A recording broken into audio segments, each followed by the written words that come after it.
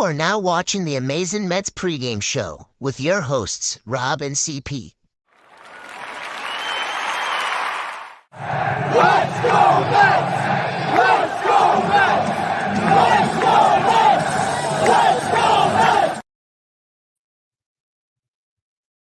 What's up, Mets fans? Welcome back to the Amazing Mets PreGame Show right here on both of our channels with myself and, of course, the guy next to me, Chris CP, ready to go, ready to talk about our goddamn New York Mets. And how fun is it to be a Mets fan right now? A dominating performance once again from the pitching, clutch hits, big hits, and it's just I never feel like this team's losing anymore, Chris. I am not. How are you doing, buddy? Because I'm just excited. I'm absolutely ecstatic. What a win last night. Obviously got a little bit of close, but the offense exploded in the 8th inning. Francisco Lindor doing Francisco Lindor things. Wow. We got a lot to talk about. I did the post game last night on my channel as well. Had a very lively discussion with the chat. Everybody was popping. The chat was popping, and everybody's excited. The chat's excited. I know you all are. We're excited up here talking to you all about this team, and I can't wait to get started and get your thoughts and opinions on last night's victory. And obviously, we'll talk about that and the game ahead tonight because it's a crucial game. And how great would a sweep feel at Citifield? I love it. Let's get after it. Listen, it was a Tuesday night, and school is back in session in New York. Did you hear that crowd last night? That is a crowd that believes. And, you know, if you saw all the videos of the home runs, the Lindors, the Alonso home runs, the Vientos home run, all that fun, like it was just the energy in that building, the loud MVP chants for Francisco Lindor. It was Tuesday night on a school night, and it was packed. It was loud.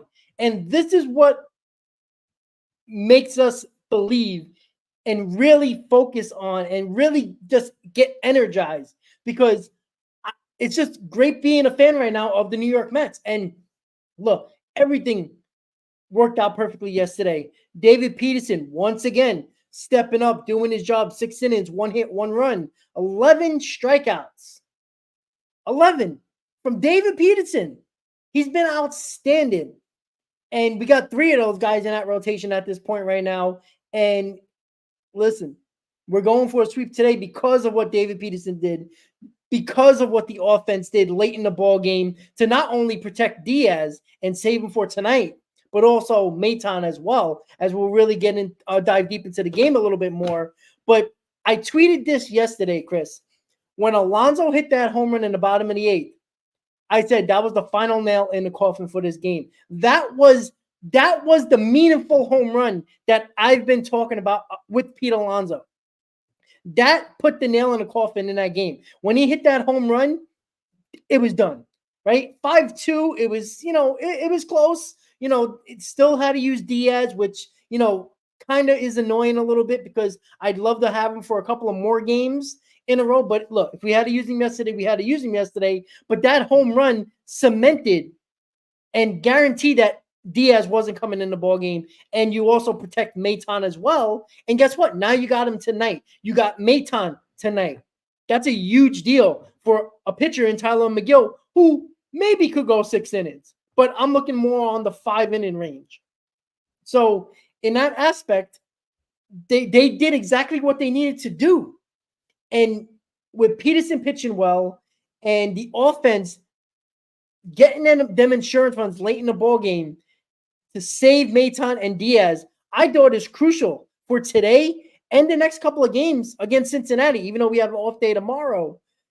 I thought it was crucial. And, man, when he hit that home run, I know everybody was – not everybody thinks about me, obviously, but I thought to myself, wow, you know how many people are cursing me out right now? You know that, right? You brought up some messages on the group chat. You see the backlash we get, right? I just thought that right away. I'm like, you know how many people are going to be like, look, you made fun of Alonso, you bashed Alonso, and look what he did. Listen, I want him to do well. And that was a moment there where I'm hoping it gets him to that next level and it gives him the confidence he needs to carry us, or at least not carry us, but at least put up the numbers that we expect from him over these next 23 games of the season, Chris. I'm pumped. It was awesome last night. Yeah, that was awesome. And honestly, I wasn't worried in the beginning of the game when Cutter Crawford was kind of just dicing the Mets up. He got Francisco Lindor in the very first at bat. He got a lot of swings and misses, as did David Peterson. They were just racking up the strikeouts. Both Peterson and Crawford were last night in the early innings. Obviously, like you mentioned, David Peterson having 11 of those strikeouts himself over the course of those 6 innings. But 100%, it all starts with the guy up top. Francisco Lindor gets the score started on either side with that 2-run bomb, right? He gets up 2-0, right on the count. Cutter Crawford decides to throw him a hanging get me over breaking ball, to which Francisco Lindor throws up his middle finger and says, I'm hitting this out of the ballpark. That is something that I love to see, especially when you have the ability to ambush a pitcher like that in a friendly hitter's count. That's what I love, and that's what MVP type players do. And I agree with you. We get so much backlash on here. I had some comment section yesterday. You saw it. I sent it in a group chat telling me that I was never a Francisco Lindor fan, and all of a sudden I'm a Francisco Lindor fan now.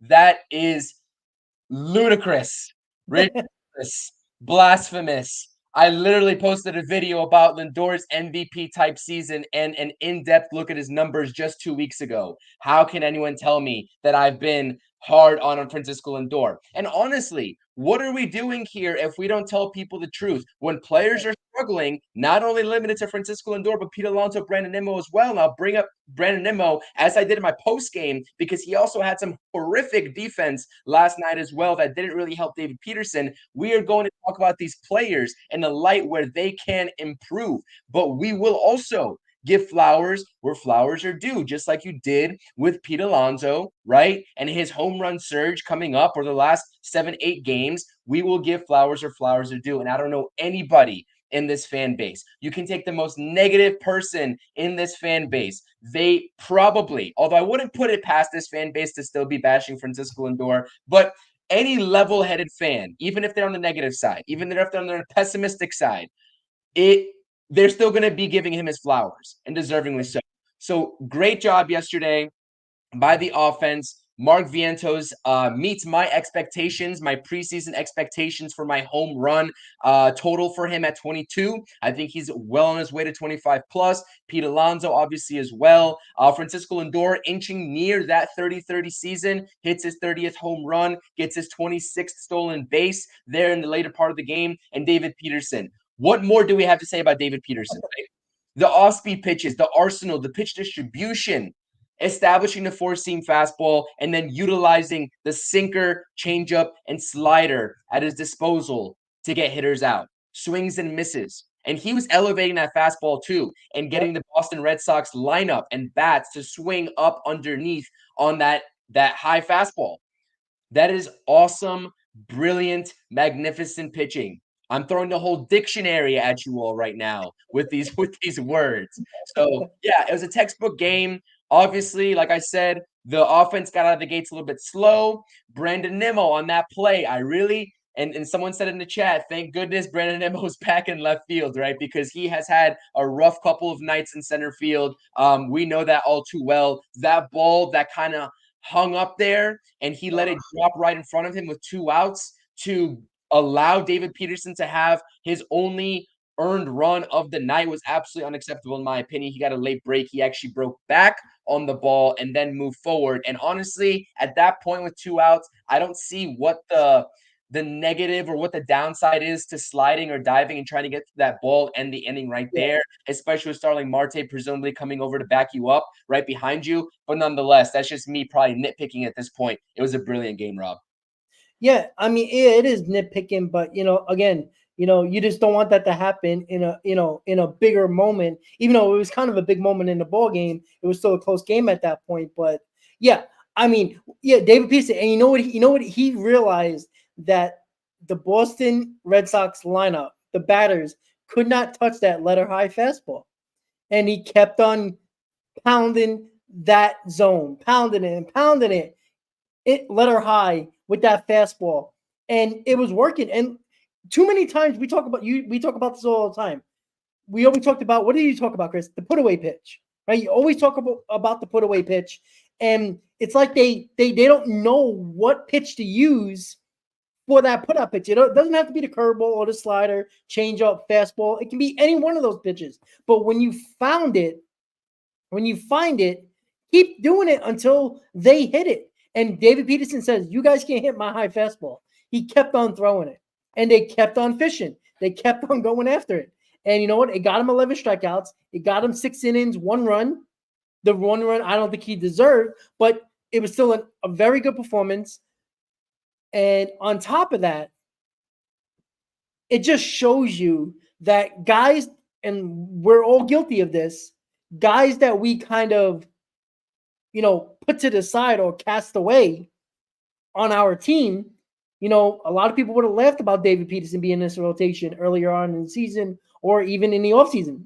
Me and you probably included, right? But it just shows you that guys that you wouldn't even thought to be on this roster contributing at a high level are contributing. And that's even more important when you look at a team that didn't have high expectations. Now, in my opinion, I think they have extreme expectations now.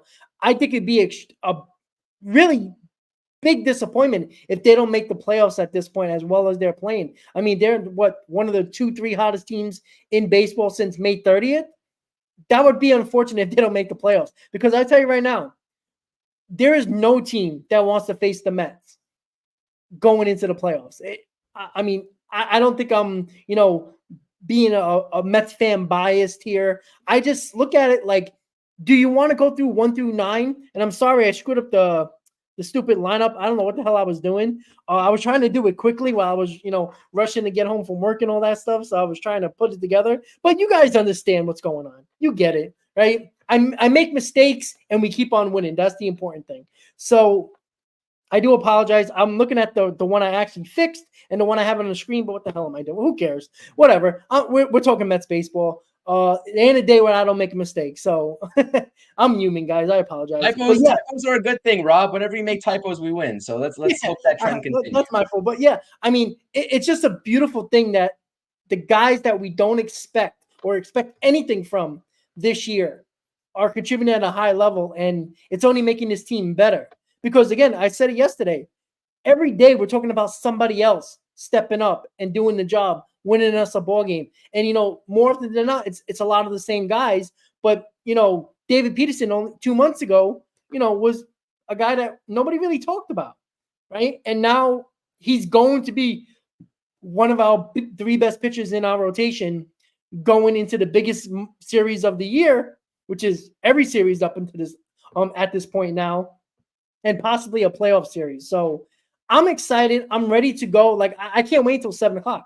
Like, for some reason, I was like, do the Mets have a day game today? Like, I didn't even realize. I thought so too. Honestly, yeah. Like, I was like, oh no. I was like, a day game. I got to do this pregame show. I was like, God damn, I didn't even set it up. I'm at work, like flipping out, pissed off at myself. And then I'm like, oh, it's a night game. Okay, cool. But I'm it's so much fun. Anticipating the game, like, 7:00. I gotta make sure I get my drink, make sure I get my food, make sure I got everything ready to go. I'm not moving. I want to watch every pitch, every at bat. That's how exciting this team is now. I want to watch it. Unlike this time last year, where, I mean, hey, Chris, did you watch the game today? Like, that was our streams. We were barely watching. Like, we couldn't wait for football season. We were probably talking football on a Mets podcast. Like, that's exactly what we were doing, So, and look, tomorrow starts the NFL. I mean, of course, we're excited about the NFL, but we're excited about Mets baseball on September 4th. There is nothing better than that. Nothing. You're right. 100%. I mean, listen, don't get me wrong. I'm still ecstatic for football, but right now it's nice to be talking about Mets baseball, and that's what the focus and the priority is on, right? We're going to go and talk about Mets baseball for the end of the month, and hopefully they make the playoffs. Hopefully they extend their time in the playoffs, and that's hopefully how we extend our time on here talking about New York Mets baseball. But don't go anywhere, because we're going to be talking Mets baseball all off season long as well. I might even talk some Giants on the channel as well if you guys are interested. Kind of spruce it up a little bit and kind of keep you all engaged. But listen, at the end of the day, I love my Mets. Let's make a push, and that continues tonight. That continues tonight. Hey, Rob, one thing I wanted to tell you, because I noticed this last night in the game, and I said it on my post game. Antoine Richardson, first base coach for the New York Mets. Francisco Alvarez struggling in his first couple at bats. Finally, in that 8th inning, gets a single to the opposite field, right? He just punches a ball through right through the first baseman and the second baseman, and he gets a single out of it. First base coach wraps his arm around Francisco Alvarez, gives him maybe a couple of chest pats, and is just like, listen, calm down, let the game come to you, and just probably giving him some words of encouragement. I know we talked a lot about Francisco Alvarez, right? And the playing time distribution between Luis Torrens and Francisco Alvarez amidst Alvarez's struggles. But at the end of the day, like I said, we have to keep ourselves in check, and we have to put things into perspective in terms of how young of a player this guy still is. We have a lot of expectations, right? From a 22-year-old in the most demanding position in the game of baseball, right? And that is the catching position on both sides of the ball. So good to see Francisco Alvarez, right? Building that rapport with his coaches. Great on Antoine Richardson as well. I love that from a leadership perspective as a first base coach, picking up your guy and telling him that he did a great job. Sometimes positive words of encouragement are necessary. I know this is MLB. I know they're all adults, but sometimes it's necessary, right? Especially with a young player that's been slumping. So that's something that kind of just caught my eye when the camera panned to first base after that Alvarez hit. And I figured that everybody, if you all weren't a part of the post game yesterday, I mentioned it briefly, but I wanted to sort of recirculate and get your thoughts and opinions on that as well. Yeah, it's funny because I noticed that too, and I think the broadcast didn't bring it up very briefly, but it just shows you the leadership of not just the big name players on this team, but also the coaches. This is the leadership that Mendoza brings along with his coaches. He expects leadership from his coaches. And Antoine Richardson, he could have just patted them on his ass and said, "Good job, kid," and that's about it. But you know what he did? He reinforced and saying, "This is who you are. You are the man. You can do this. You are talented." Like, just reinforcing and making him think, "Hey, listen, this is you. This is what you can do." And it shows you that Alvarez probably gets in his head a little bit offensively, where he tries to do too much because he wants to be so good and wants to be in that moment and produce in that moment. And Richardson just reminded him, this is what you need to do. You got this. Believe in yourself.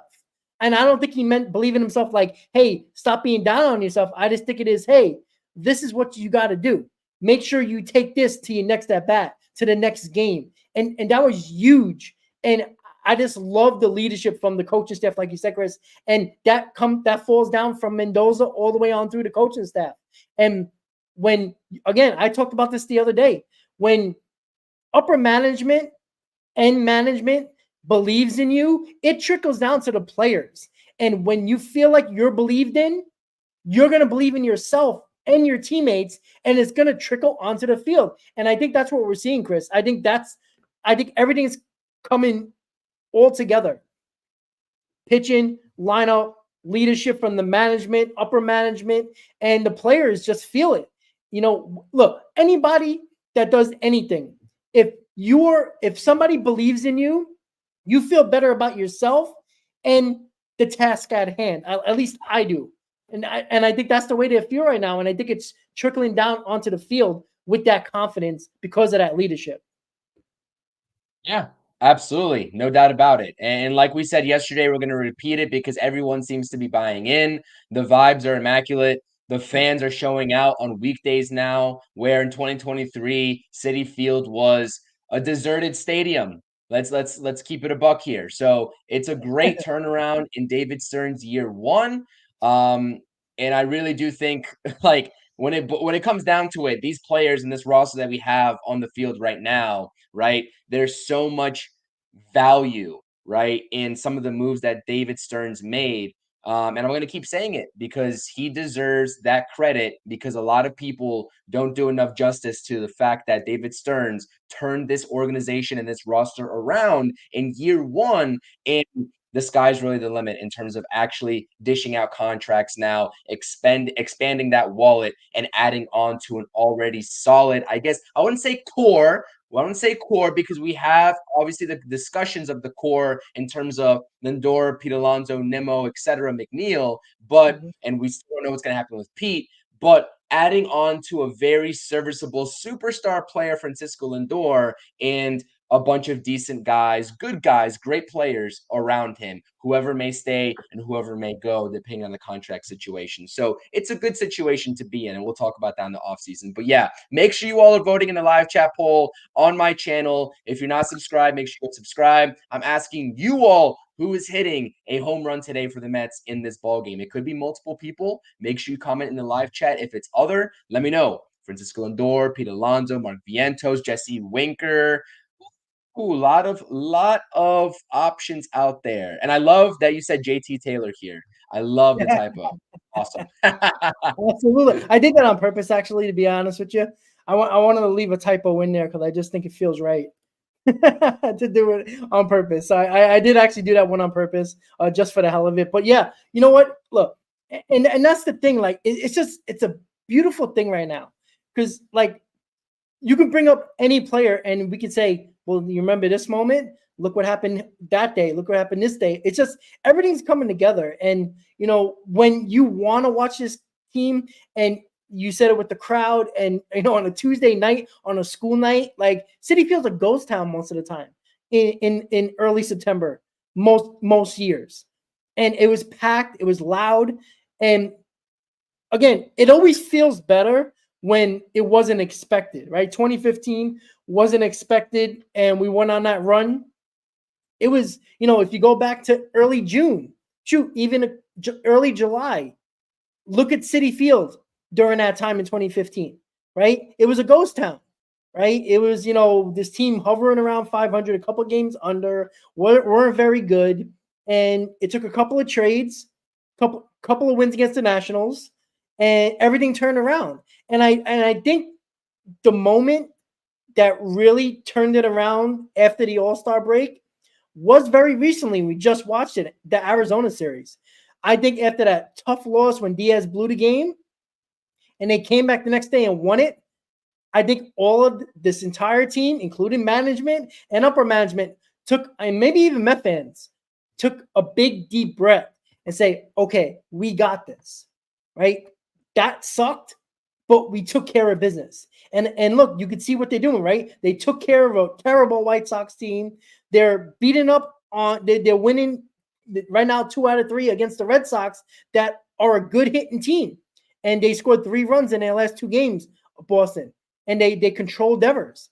And today they got another opportunity to sweep a series, right? I don't like talking about sweeps until we actually get to the point where we took the first 2 games. I hate when people, and you know, our boy Hector, who is SNY famous again yesterday, if you've seen a clip of him going crazy, I don't know who hit the home run, but he was clapping and telling people to get up. You know, that's Hector in a nutshell. Yeah, that's Hector in a nutshell. Like, as much as I know him and I've seen him at games, that's what he does constantly. Talking to himself, talking to people, yelling. It's just perfect. Like, you can put a camera on Hector and you'll be entertained. Trust me, at a game. That's so, yeah, like that's the vibe. That is how I'm feeling right now, and that's the way everybody's feeling right now. But going into, you know, sorry, I went off grid here, but a sweep, right? Don't talk about sweeps until you get to that moment, like today, where you took the first 2 out of 3, and you're going into this game, a possible sweep. Because I think too many fans get disappointed. Like going into that White Sox series, right? Before the Mets and Diamondbacks played that 3rd game, everybody's like, you got to sweep the White Sox regardless of what you do in this game. I'm like, guys, don't do that, because you're just falling into that disappointment, you know, category, right? And then we sweep the White Sox. Good. Everybody was, I would say, not really excited, but okay, good. That's what we were supposed to do. Coming into this series, not a lot of people talked about sweeps. I think because they realized Boston's a solid team. They kind of fell off a little bit, but they're still a dangerous team, especially offensively. And now we can talk about the sweep because I just don't like it because I think you just, setting yourself up for disappointment. And, I think you're putting too much on the team saying, okay, we're going to the series, we got to sweep. Like, everybody wants to sweep, right? It's better for us. It's better for our record. It's better for our chances. But I bring this up every stream. If you win series, and this is going back to the Padres series, if you continue to win series and split that 4-game series against the Phillies and win most of your series going forward, you're around that 87, 88 win mark. That's around where I'm thinking that wild card's going to be. At least one of them, because who knows? The Mets are right on the doorstep of the Diamondbacks. What is it? 3 games right now from the Diamondbacks, if I'm not mistaken. So series wins are important because we forget this. With the Diamondbacks, we got the series win. The season series win. So we got the tiebreakers on the Padres and the Diamondbacks. And possibly, if whatever we do with the Braves, we might have the tiebreaker to that as well. Because right now, I think it's 5-5 in 10 games so far. So these tiebreakers matter if it gets to that point. So that's another good sign. The Mets have the upper hand if they get closer and closer because they got the tiebreakers on the Padres and the Diamondbacks and hopefully the Braves. But I'd rather just not worry about a tiebreaker and just get in just by having more wins. But I don't know about you, Chris. I don't know what your mentality is with that, but I'm more of going to a series, winning the series. We'll talk about a sweep if we get to that point, but series wins is where I'm at mentally with this team with 23 games to go. Yeah, there are certain exceptions to the rule in terms of the quality of opponent that you're playing, but I 100% agree with you, especially with how tough the Mets' remaining schedule is. More often than not, if you're going to win series and you're going to stack series wins, you're going to be fine in the long run when it comes down to the record tiebreakers, etc. So I agree. But that being said, tonight is a perfect time to talk about a sweep because the Mets put themselves in perfect position against a relatively sneaky good team in the Boston Red Sox, right? That are kind of in a playoff hunt of their own right now in the AL. As far as that concerned, it's a great opportunity, right? And I love the positivity and I love the confidence, right? How can you not be confident in this Mets team right now? Sure, they might go out there tonight, right? We can be talking about this pregame. We'll talk about this actual game coming up here tonight in a second. They can go out there and lose, right? I want to see sound fundamental baseball because I think a sweep is a cherry on top. Of course, we're all going to get greedy. We're Mets fans. We're sports fans. We're all going to get greedy. It's a natural part of being a sports fan. But right now, right? These are the types of games. This is how I analyze a game 3 going for the sweep against the Boston Red Sox at home. This is a type of game where you can kind of eat back at that horrendous month of May that you had, the month of May that left you no margin for error. If you throw in a sweep or two in the tail end of the season, and I'm not looking forward to a sweep like you just said. I'm going to completely agree with you, but I'm talking about like tonight. Let's say tonight is one of those sweeps that you add to your resume in September, right? You kind of cut off that margin of ridiculousness that was present with the Mets in May. So that's kind of my mentality with that. Obviously, over the course of 162, series win, series win, series win. The sweeps are going to come few and far between, obviously, unless you're playing a team like Daniel said in the White Sox. But nonetheless, I completely agree with you. It's really one game at a time. The Mets can't be looking at individual series right now in terms of sweeping them. Hell, they might not even have the luxury, right, to afford to look at series wins. They honestly, if I was a Mets player in that clubhouse, I'd be taking it one game at a time. Worry about tonight, go into the off day, right, rejuvenate, watch whatever film you have on whoever the Cincinnati Reds pitcher is going to be, right? and only for game one because you're focused on that one game, that first game in Cincinnati, right? But like I said, we have a golden opportunity in front of us. The Mets have a golden opportunity in front of them, and it's time to go out there and win a damn baseball game behind Tyler McGill. And this pitching matchup is interesting because obviously the Boston Red Sox have the advantage here. Yesterday, advantage Mets with David Peterson, and it kind of worked out in that favor. Although, like I said, Cutter Crawford was pretty damn good, right? But Tyler McGill, I'm always skeptical about Tyler McGill.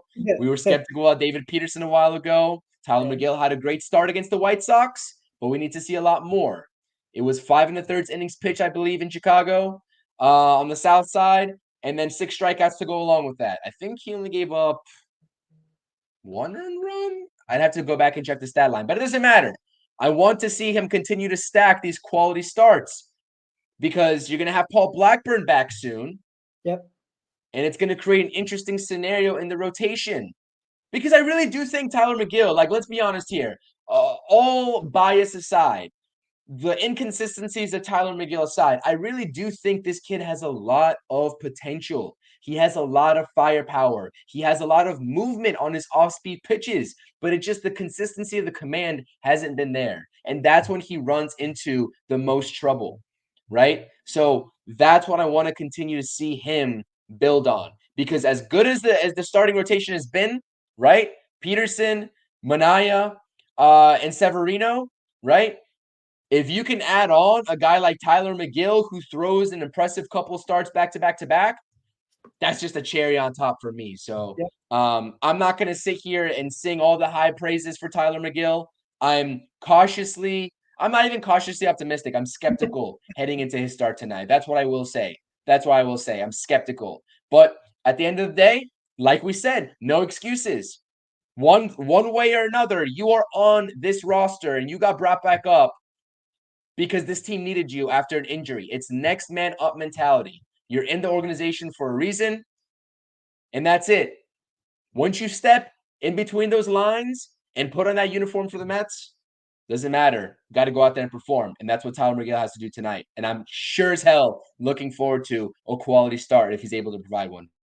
Yeah, absolutely. And listen, this is his opportunity for this start and maybe one more to remain on this roster. You know, he can be a possibility for the bullpen if the Mets make the playoffs. So he's actually fighting for a roster spot going forward. And, this is his opportunity here, right? I'm not saying throw 8 innings, 1-run ball, or 7 innings, 1-run ball. I mean, I take it, absolutely. But, give me a quality. Look, when you leave the game, I want this team to have an opportunity to win. If they're in a lead, great, keep it.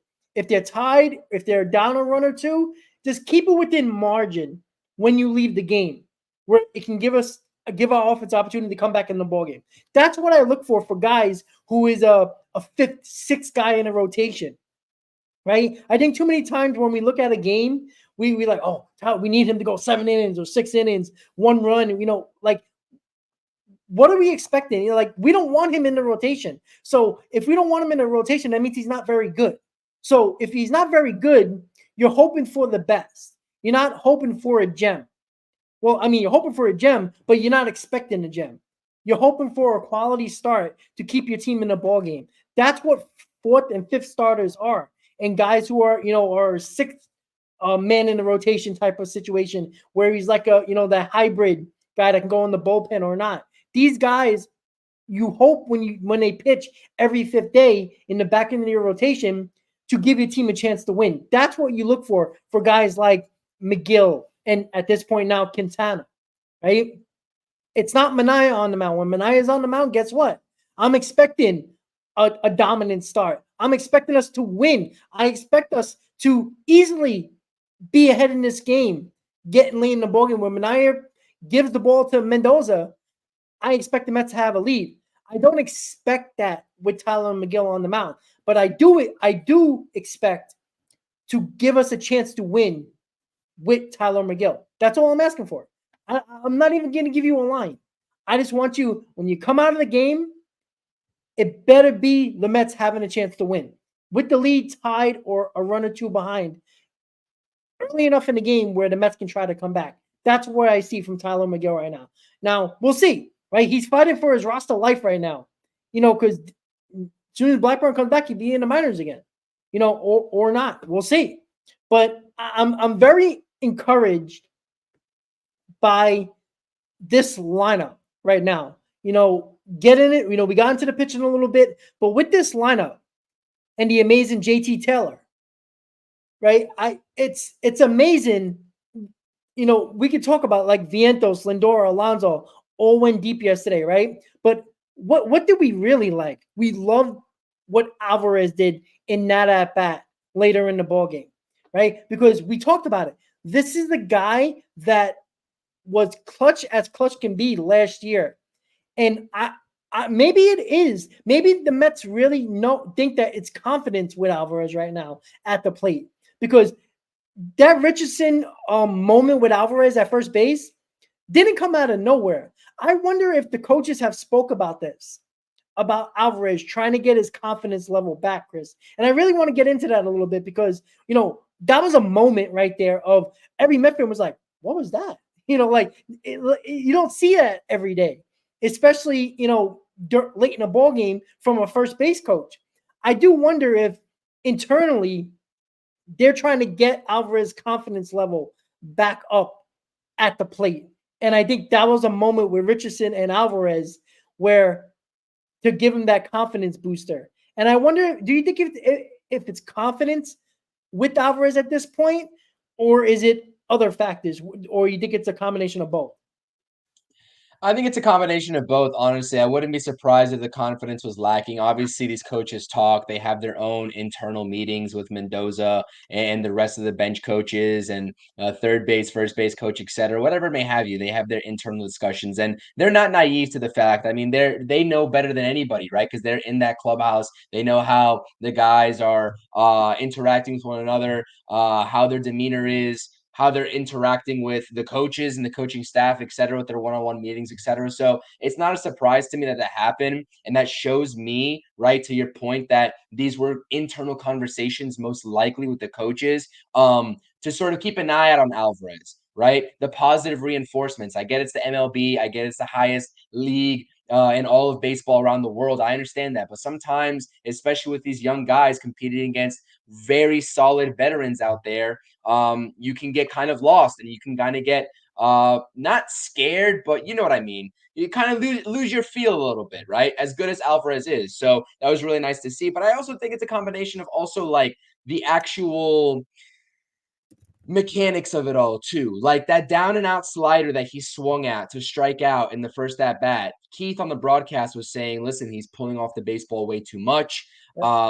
And Keith was kind of like saying, I don't really like the swings he's taking on that down and out slider. I mean, Pete Alonso, we've seen it all season long from Pete Alonso. It's kind of giving shades of that Pete Alonso chase rate on that slider down and out. So, but you see what happens when he gets a pitch that he can handle and he doesn't pull off the baseball. He doesn't rip his shoulders wide open, right? When he stays compact and just decides to take it where it's pitched, sometimes what can get you going and is seeing a baseball go through that hole for a base hit. And I bet you that felt good last night for Francisco Alvarez when he reached first base safely. And hopefully that continues. Listen, the power is going to come with Francisco Alvarez. I have no doubt about that. He's going to find his groove. He's going to get that swagger back. He's going to get that swing back, just like we saw in the walk-off home run not too long ago, right? When he bat flipped and said, this is my shit. Like, that's the type of Alvarez that we kind of expected with him coming up through the pipeline, being the Mets' number one prospect. At one point, number one prospect in all of baseball.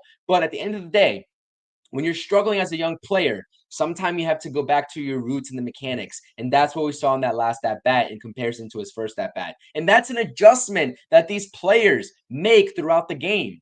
And to see that adjustment being made by Francisco Alvarez was good to see. And on the flip side of the coin, I made sure to watch Francisco Alvarez. Yes, he tried to pick some balls and block some balls while he was still on the balls of his feet and kind of just picking them up with his glove. But he also did do a better job of blocking yesterday on a handful of balls that I saw as well. There's one in particular where he blocked that kind of trickled. It was a lefty batter, I forgot who it was. It trickled by his feet. He went out and got it, but he did a nice job keeping it in front, kept it around his area, and the guy on second base did not advance to third base. So that's the type of things that we were talking about yesterday from a defensive perspective that we want to see more out of Francisco Alvarez. So I think obviously it's not going to wow you, right?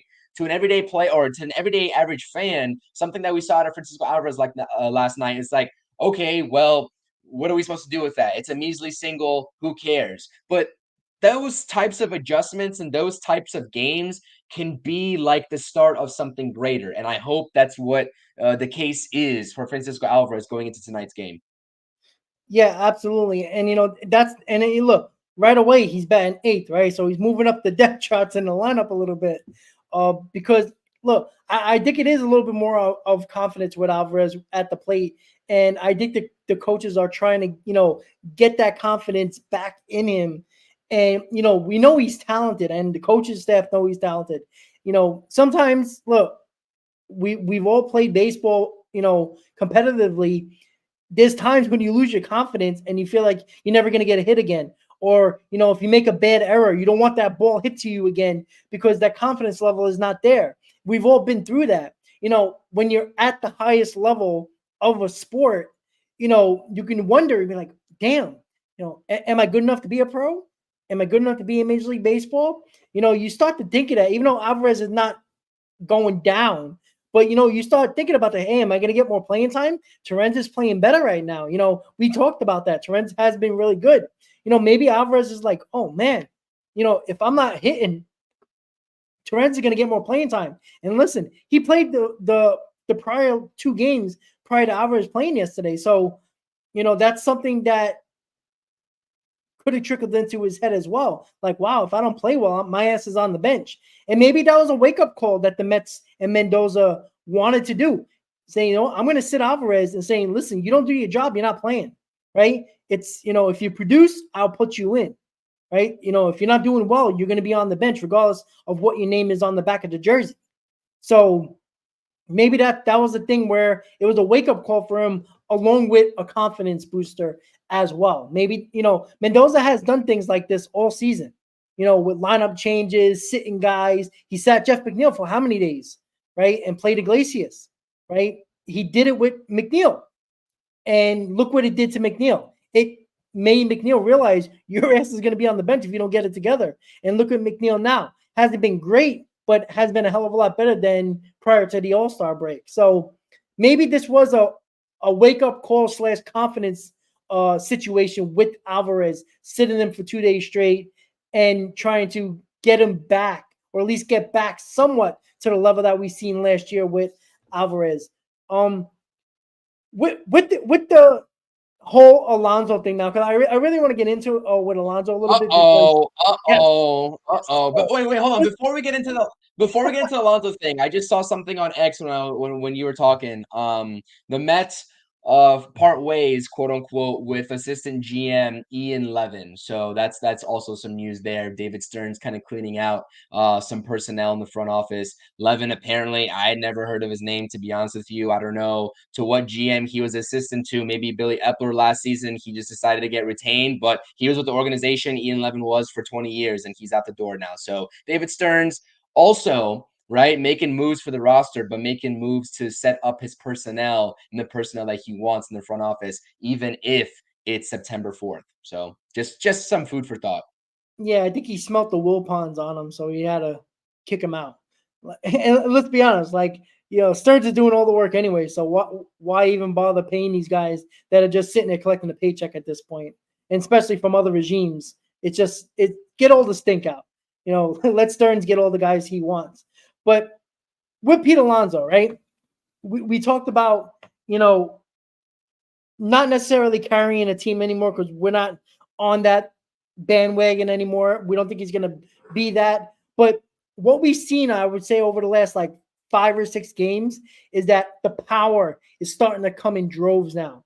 It seems like every game or every other game, Pete Alonso's hitting the ball over the wall now. And that's what we're asking for at this moment in time of the season, right? I'm not asking for his average to get up to 275. I want him to hit the ball over the wall. I want him to be power Pete. That's what I want to see. Like, your average can be garbage, but get that ball over the wall, because I think you could be more productive by hitting balls over the wall at this point than, creeping a ball up the middle with nobody on base, right? And we've been seeing that over a handful of games with Pete Alonso. So I'm going to ask you, Chris, do you want that Pete Alonso? Is that okay for you? Do you want to see more from Pete Alonso, or are you okay with him just hitting that ball over the wall, still going 1 for 4 and still looking bad on other plate appearances, but he's seemingly getting that multi-hit home run, that meaningful home run, seems like a couple of times a week now, and it's looking a little better than, base it up the middle Alonso, who's not driving the ball. As of September 4th, 2024, I'm going to take that version of Pete Alonso all day long. Hit the ball over the fence.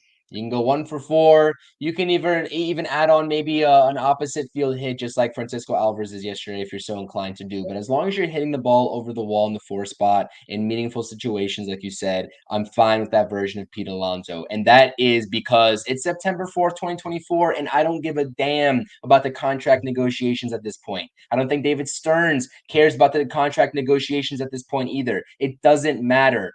We need to see the ball fly over the wall, and that's just that. So, yeah, to answer your question, 100%. At this very juncture of the season, I'm going to accept that version of Pete Alonso all day long. Does he have the talent? Have we seen shades of him when he's hot that he can go up to being a 260, 270 hitter and driving a gap to gap? Yes. Obviously, you're going to get less of that as you prioritize power more, presumably because you're going to try to pull the baseball more and get easier home runs. Fine. Got it. Put the ball over the fence because you're one of the best players, if not the best player at doing that consistently ever since you entered the league in 2019. And that's just that. That's really all I got to say. Like, I think anybody at this juncture of the season has kind of let it go, let the philosophy and the ideology go that we're going to expect more out of Pete Alonso in terms of being gap to gap and giving you more on base, more just like doubles in the gap. And we're fine settling for the home runs. And I know I certainly am at this point. It really is just a matter of that. Yeah, I think that's the only way Pete Alonso is going to help us at this point now. Offensively, because I don't think he's going to go on the tear that we've been waiting for 160 plus, 140 plus games so far this season. For tonight's lineup, do you like the way the lineup's set up, or would you have changed anything? Play somebody that you wouldn't see in this lineup right now? And what do you expect from this lineup tonight against Tanner Houck? Yeah, I like the lineup. I'm at the point of the season also where I'm just done criticizing the lineup, to be honest with you. I'm kind of done with it. So whatever the lineup is, I trust in whatever the personnel is going to be out there. Tyrone Taylor, I haven't got the chance. Obviously, I was on vacation. I'm not sure how much he was playing over those last couple of weeks that I was absent. I've always liked Tyrone Taylor's game. I know before I went on vacation, he was knocking the cover off the baseball, and he was one of the Mets' hottest hitters, along with Jeff McNeil at that point. So I like the configuration of this lineup. The bottom of the lineup, like you said, this lineup, this bench is so deep that whatever personnel the Mets decide to deploy out there and Carlos Mendoza decides to deploy, I'm going to back 100%. Now, what I will say, and I said in the post game last night, is that they are up against a very tough test. Tanner Houck, excuse me. Colin Houck is a prospect for the New York Mets. My apologies. But Tanner Houck on the mound, 3.12 ERA. Right, he's 8-9, whatever. If you care about the win-loss record, I really don't. But he's one of the best, if not the best, Boston Red Sox pitchers, right? And he's got very insane talent. And I'm not talking about talent about a fastball that's going to knock your socks off, just like Cutter Crawford's fastball wasn't. It was kind of getting blown by the Mets hitters, but it shouldn't have. He was doing the same thing David Peterson was with the 93-mile-per-hour fastball, utilizing it up in the zone and changing the hitter's eye levels. And the Mets bats at the beginning of the game were swinging and missing and swinging under it. That's exactly what I expect Tanner Houck to do tonight. His fastball is similar, 93 to 94, so it's not upper 90s. It's not supposed to blow you away. But if the Mets are susceptible to the high fastball like they were in the first part of the last night's game, then anything is possible. But what Tanner Houck is especially great at is the off-speed run on his sweeper and his splitter. The sweeper and the splitter are his go-to put-away pitches. And if I know anything, I said it about Cutter Crawford yesterday, but if I know anything about this Mets lineup is that they struggle perpetually against obviously the sweepers that are down and out, but also the split finger fastball. So this is going to be a tough test. Love the lineup, not going to critique the lineup, but I'm not going to be naive to the fact that the Boston Red Sox have their best pitcher, presumably, on the mound tonight against the New York Mets in a game that they would really like to salvage this series in, right? They are like guns blazing, whatever terminology you want to use. Like they are trying to win this game because they need it. They need it desperately, right? They were desperate yesterday. Like you said, a desperate team is a dangerous team, but they need it tonight. So the Mets lineup is going to have a tough test. But as we said, time and time again, good teams, the solidified playoff caliber contenders, solidified playoff caliber teams that will end up being there in October are going to not shy away from the test. 1 through 9, right? Obviously led by Francisco Lindor, but we don't need anybody else at this point to sort of carry their team on the carry this team on their backs. We don't need that. Francisco Lindor is doing that, and that's perfect. But we need quality at bats from 2, 3, 4, 5, 6, 7, 8, 9. Everybody gets involved, and I hope that they get to Tanner Houck early and often because I'd love to see the Boston Red Sox bullpen back out there. Yeah, absolutely. And you took the words out of my mouth. Look, get his pitch count up. It's very simple, right? He's their best pitcher. Get him out of the game as quickly as possible. Put in good at-bats together. Work in the counts. 6, 7, 8 pitch at-bats. Get him out of the ball game and get into that Boston Red Sox bullpen. That's basically the key to the game. This team can't be more desperate. They're on the verge of basically falling even further back of a wild card spot with, less than 25 games to go. They're on the they're on the brink here. They're on that very thin line of falling basically out of it and be done. And this is the team and listen, they all know it. And they're going to play like it today. And the Mets have, stepped on their hopes and dreams. Last night, it felt like all their energy, all their heart just went out of their body yesterday, especially when Pete hit that home run in the 8th. So they got to do the same thing today. And the other thing, get on the board early. If you get on the board early, they're going to slowly have one foot on that plane and getting the hell out of New York. Like, that's what you got to do. Score early and put some doubt in their mind. Be like, oh, here we go again. We got to deal with this nonsense and put the pressure on them, right? Who has the pressure in this game? Not us. We're playing well, right? I know one of our guys is going to come up big. There's doubt in their mind. The Mets got to, again, put their foot on the throat and don't let up. That's exactly what they have to do. You want to sweep? Met fans talk about sweep all the time. Today's the day to talk about sweep. You know what? The Mets need to smell blood. That's what I want to see. They smell that blood. Their eyes are getting red. The smoke's coming out of the nose. All that fun stuff. That's what I want to see from this team, right? I want no mercy. I know it's crazy to say in a baseball game, but I want no mercy, right? I want to see that energy once again like that, which I'm expecting. I'm expecting this energy. The crowd's going to be big once again today. I'm already getting texts from my guys that are at the game right now or going into Citifield and, getting some food and some beers. Like, there's a ton of people. They actually had to wait online to get in. You never seen that in September at Citifield. Like, the crowd is going to be energized. There's a lot of people in the ballpark. It's going to be loud. The Mets actually want to come and play at Citifield. Remember not too long ago, we couldn't win a game at Citifield? Not let alone the weekend. We couldn't win a game at Citifield. We were terrible at Citifield. Now, it's like, all right, it's like a party at Citifield.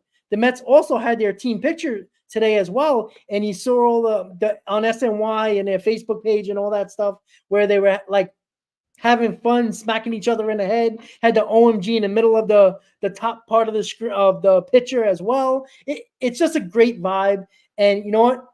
Times like this, I wish I still lived in New York because I miss that energy when the team is good. There's nothing like it. I don't care what sport it is. When you go to a game and the games are important and the energy is there, it is the best time to go to a baseball game. And I do miss that a lot. But you know what? Kudos to the fans that are out there. Enjoy, have fun. We're all going to enjoy watching the game and hopefully getting another Mets win. But the blood's in the water. I want to see this team take the last bite of this Red Sox team and put them out of their misery and then have a nice off day. They can spend it with their families and then beat up on a Cincinnati team that is not in it at all. They got a couple of good young players, but finish the job, right? Finish the homestand with an outstanding homestand. And that would be less than 20 games at that point. So I'm ready to go, Chris. I don't really have anything else to say. I'm just pumped. You got a half hour into the ball game. I'm losing my voice. So give me your final thoughts. I'm sorry. Final thoughts. That was a perfect synopsis. I absolutely agree. Sweep these guys and let me come back on this post game. First post game that I'm going to be doing with John from Pure Adrenaline Sports, dual broadcasted on both YouTube. So make sure you go check it out. We will be live tonight on this channel, right? So make sure you subscribe to this channel if you haven't done so already, and go subscribe to Pure Adrenaline Sports. And the consensus, right? It was quite even in terms of who's going to hit a home run for the New York Mets, but I guess you all in the chat, in my chat at least, went the safe route and chose this guy right here, Mr. MVP Francisco Lindor. Oh, So yeah, 100%. Let's go Mets. I got nothing else to say. That's my final thoughts. Win a damn baseball game. I don't care what the score is. Hope for a quality start, right? Not an overwhelming knock your socks off start, but a quality start from Tyler McGill. If he gives us a knock your socks off type of start, that'd be a cherry on top and we'd love it. But Let's go Mets. Can't wait to see you on the post game. I appreciate it. Hit those thumbs up and we'll see you on the next pregame. Absolutely. And I'm going to steal a quote from you. Just win, baby. That's what we got to do. Everybody in the chat, let's get a Let's Go Mets in the chat before we go. Enjoy the game, guys. Let's get this sweep. And then we'll talk tomorrow on the off day, probably a round table, which everybody seems to love. And we're going to have everybody on the round table just absolutely going nuts if we sweep this series. So with that said, guys, everybody have a great night. Chris, have a great night, guys. Enjoy the game, guys. Let's go Mets. And we'll see you next time, guys. Thank you for watching the Amazing Mets pregame show. Have a good night, guys. Let's go Mets. LGM, baby.